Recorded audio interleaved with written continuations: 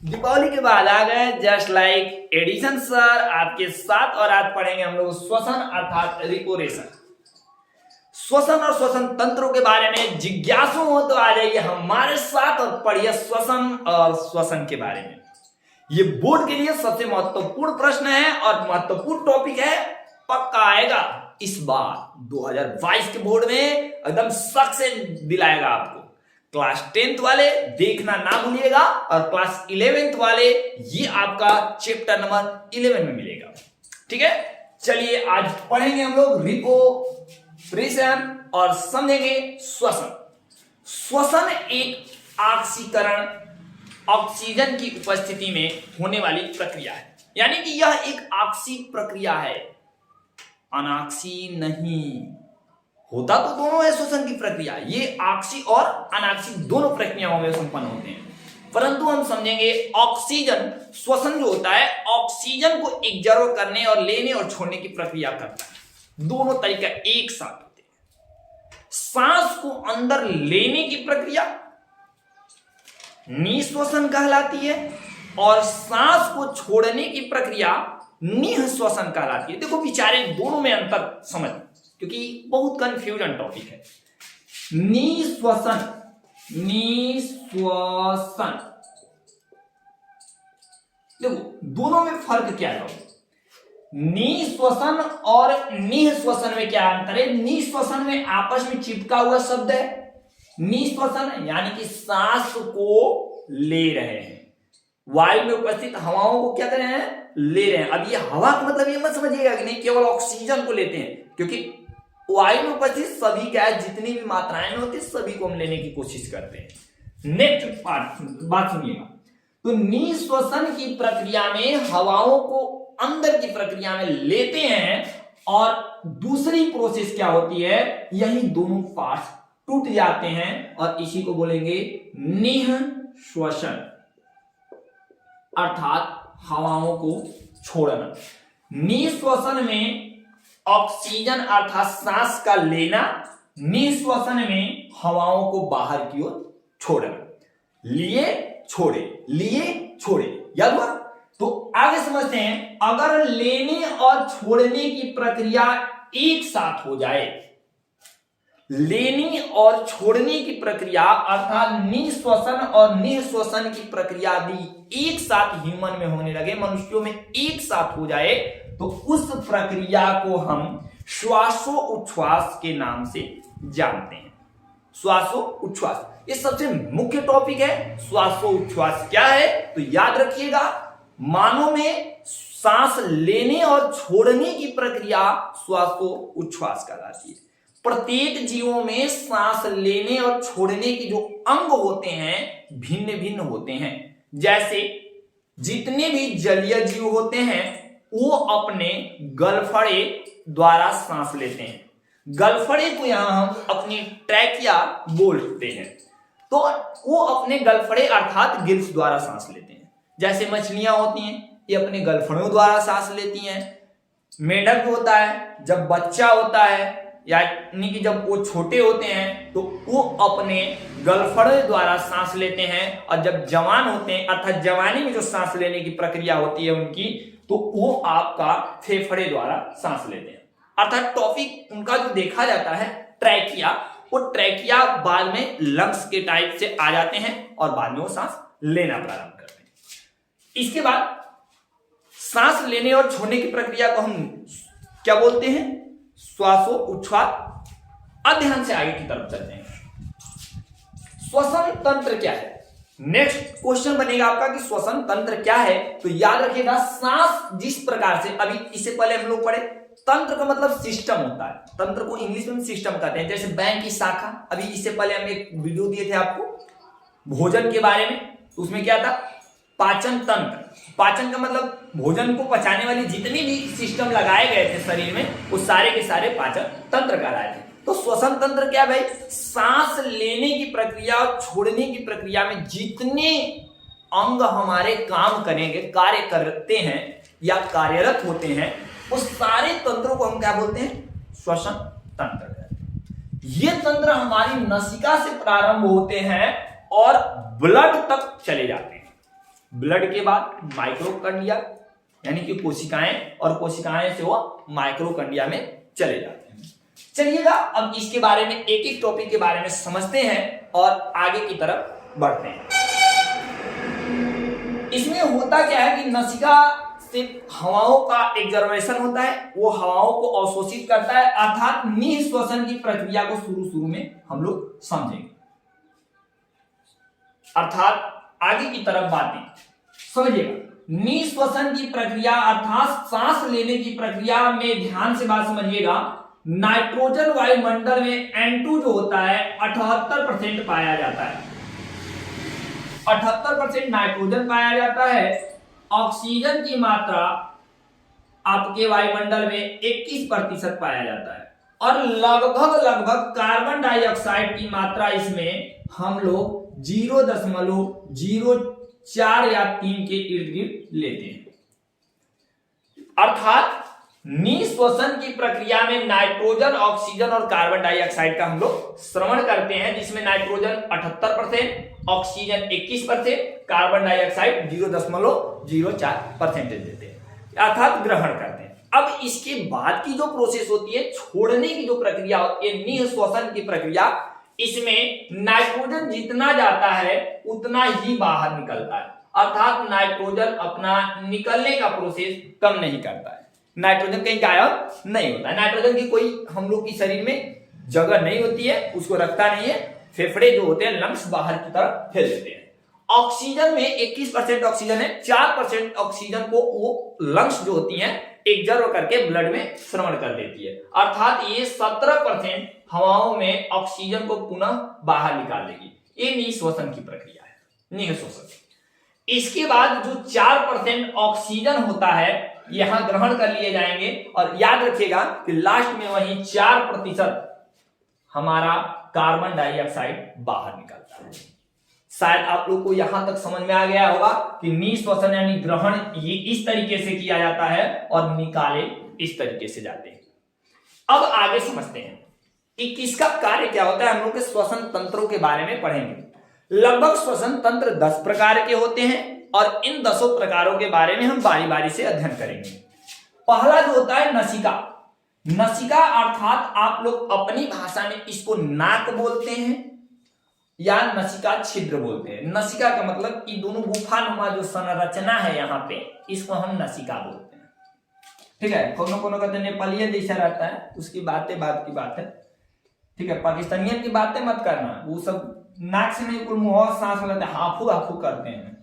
तो क्या हो जाएगा नसिका। तो नसिका से सांस लेने तक निःश्वसन की प्रक्रिया प्रारंभ कहां से होती है? नसिका से। नसिका के अंदर भाला लेकर के क्या बैठा है? बाल, जिसको रोम बोलते हो। ठीक है, तो क्या हो जाएगा? नसिका के अंदर बाल पाए जाते हैं, जो मोटे मोटे पत्थरों को, सॉरी भाई पत्थर नहीं, मोटे मोटे का धूल के कणों को क्या करते हैं? एग्जर्व करते हैं। अभी थोड़ी ईंटा घुस जाएगा सांस लेते हैं, तो नहीं, ऐसा कोई बात नहीं है। तो छोटे छोटे बाल जो होते हैं, मतलब वो क्या करते हैं? हवाओं के अंदर जो अपशिष्ट पदार्थ हैं, उन पदार्थों को अंदर की ओर एग्जर्व करते हैं, अंदर की तरफ सोखते हैं। तो जैसे ही वो क्या करेगा? बाल के अंदर से रोक देगा, बाल रोकेगा। कुछ ऐसे भी धूल के कण होते हैं जो आगे की ओर प्रवेश कर जाते हैं। जो आगे की ओर प्रवेश करेगा उसको रोकेगा नसा कपाट। तो ये हो गया नसिका। और नसिका के ऊपर है यहाँ पे अंदर, यहाँ जो तनी से ठुड्डी में उठ रहा होता है, उसी के को बोला जाता है नसिका कपाट। उस नसिका कपाट में भरे होते हैं म्यूकस। उस नसिका कपाट में क्या भरे होते हैं? म्यूकस। म्यूकस कई जगह शरीर में पाया जाता है, लार के अंदर भी पाया जाता है म्यूकस, तो याद रखिएगा। तो उस नसिका कपाट में क्या पाया जाएगा? म्यूकस। म्यूकस जो होता है अत्यंत चिपचिपा तरल द्रव्य होता है। तो क्या करेगा म्यूकस? जो यहाँ पे नसिका के मूल रोम अर्थात बाल नहीं रोक पाते हैं, उसको रोकेगा कौन? म्यूकस। वो क्या करेगा? सुखवा लेगा अपने अंदर। आओ भैया आओ, कितना जाओगे? टेका दत्ता बाद जम जाता है तो पकड़ के नाक में उंगली करके नेकटी निकाल देते हैं। वह नेकटी जो निकालता है ना, वह म्यूकस है। म्यूकस क्या करता है? धूल के कणों को, छोटे अत्यंत छोटे छोटे कणों को एग्जर्व कर लेता है, सोख लेता है, और बाद में वही हम लोग निकाल लेते हैं। फिर नसिका के बाद चलते हैं नसा, आगे नसिका द्वार, नसा कपाट, इसके बाद आते हैं ग्रसनी। हाँ, ग्रसनी बोलते हैं फेरिक्स, अंदर की तरफ मुंह के, जहां पे हवा और भोजन दोनों मार्ग एक ही जगह खुलता है, वो क्या होता है आपकी ग्रसनी। ग्रसनी को फेरिक्स बोली जाती है, और यहाँ पे हवा आकर के, जिसे मुंह से भी सांस ले लेते हो, नाक से भी सांस लेते हो, तो दोनों आकर के कहाँ टकरा के मिलेगा, ग्रसनी में। तो ग्रसनी यहाँ पे क्या करता है, उस दोनों को लेने के अंदर ग्रहण करने की कार्य करते हैं। फिर कंठ द्वार, इसको हम घेंटी बोलते हैं, टेटुआ बोलते हैं देहात की भाषा में, जो भी बोलना होता है तो बोल देते हैं।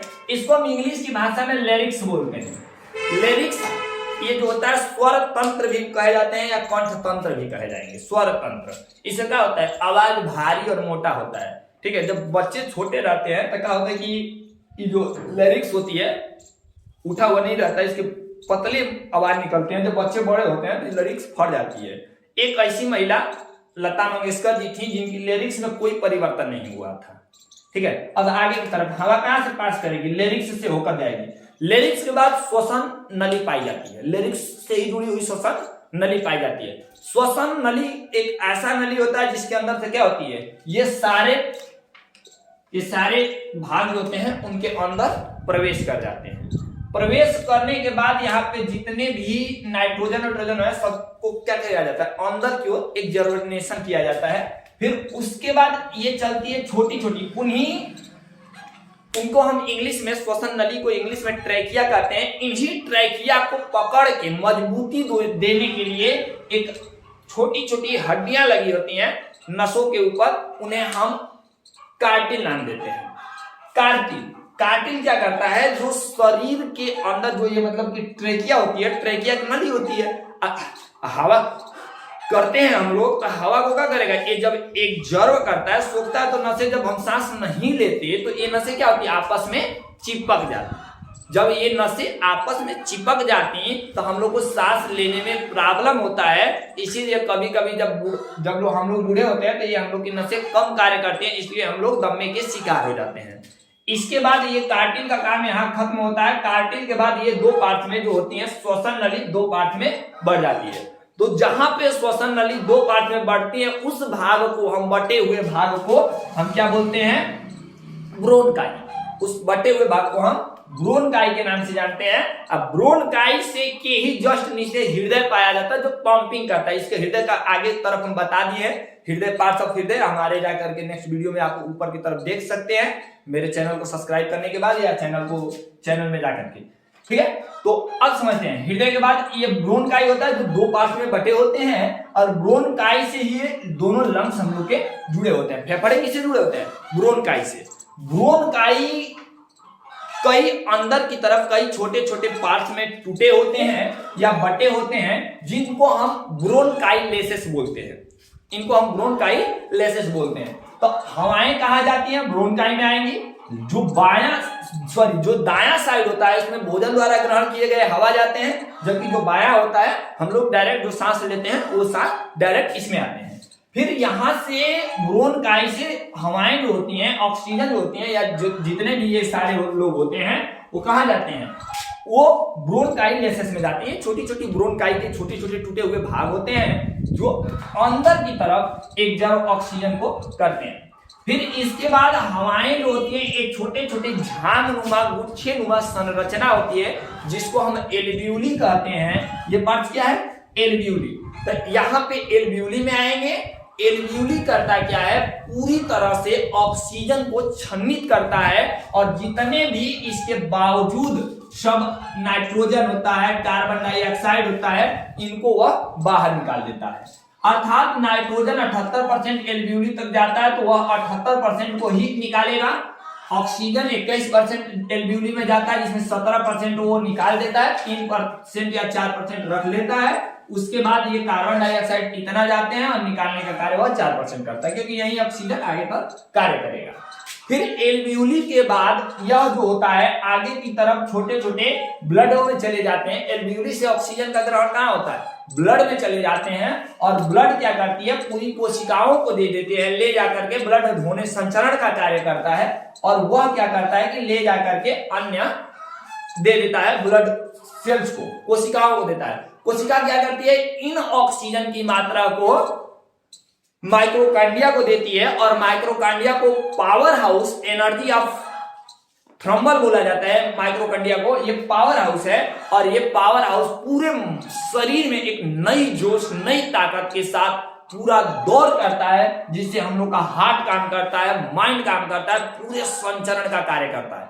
अर्थात कहा जा सकता है कि यह एक प्रकार की ऐसी प्रक्रिया है ऑक्सीजन के द्वारा कि पूरी तरह से एग्जर्व करता है। देखो, हम लोगों को सांस लेने में सबसे सहायक जो अंग होता है न कि फेफड़ा होता है, सबसे सहायक अंग माना जाता है तो आपका डायाफ्राम होता है। समझिएगा, हम लोग के हृदय के पास, अर्थात हृदय बोले, हम लोगों के शरीर में जो ये लंग्स होते हैं, फेफड़े होते हैं, उनके पास उतनी शक्ति नहीं होती है कि वो वायुमंडल से ऑक्सीजन को ग्रहण कर सके।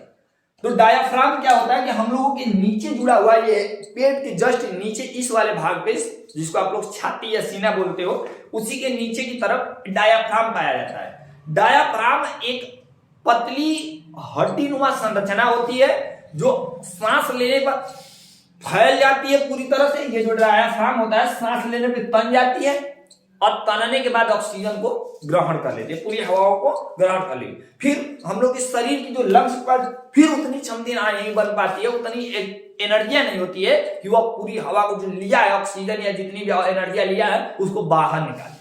तो फिर क्या करेगा, डायाफ्राम फिर नीचे से बल लगाएगा और क्या होता है कि वह फिर सीधी से जाकर के पीछे चापेगा, ये पूरी तरह से सीधा जो था, फिर ऐसे करेगा तो ये फेफड़ा ऊपर की ओर होगा। यानी कि हवा को क्या करना है, लेने और खींचने और देने की क्षमता ये डायाफ्राम को होता है। मान लो बाई चांस किसी व्यक्ति का डायाफ्राम खराब हो जाए तो याद रखिएगा वह ऑन द स्पॉट व्यक्ति की मृत्यु हो जाएगी। जैसे आप लोग मूवी में देखते होंगे कि कोई व्यक्ति ऊंचाई से गिरता है तो करके सांस टांग करके मर जाता है, यानी कुछ भी ना बोले। तो याद रखिएगा उस टाइम उस व्यक्ति का सांस को टांग करके मर जाना, यानी सांस को खींच करके मर जाना, उस व्यक्ति की डायाफ्राम क्या हो जाती है, ब्रेक हो जाती है, टूट जाती है। क्योंकि यह छोटी सी पतली सी एकदम हड्डियों से, लचीली हड्डियों से मिलकर बनी होती हैं, जो उत्तकों से मिलकर बनी होती हैं, और यह उत्तक के टूटने के कारण हम लोग की मृत्यु हो जाती है। अब एक बात और यहां दरअसल होती है कि जब महिला बच्चा देने वाली होती है, यानी उनके बच्चेदानी की जब बात किया जाता है, तो बच्चेदानी कहां से सड़ जाती है, आकर के डायाफ्राम से सड़ जाती है। अर्थात उस टाइम डायाफ्राम कार्य करना बंद कर देता है। तो अब तो ये कहो कि सर आपने तो बताया था कि डायाफ्राम टूट जाते हैं या डायाफ्राम कार्य करना बंद कर देता है, तो पूरे शरीर के क्या होते हैं, ऑक्सीजन संचालन नहीं होते हैं, जिसके कारण मनुष्य क्या होता है, मर सकता है। अभी फिर दोबारा आप बात को बदल दिए कि सर ये तो महिलाओं में, जो बच्चे देने वाली महिलाएं होती है, गर्भवती महिलाओं में होती हैं, उनका तो कार्य नहीं करता है उस टाइम। तो बात ध्यान सुनिएगा, तो जब ये कार्य करना उस टाइम बंद कर देता है, तो उस टाइम हम लोग की जो एक रीढ़ की हड्डी होती है, रीढ़ की हड्डी, सीने की जो हड्डी होती है, वो हम लोगों की उस टाइम खींचने और बटोरने की कार्य करती है।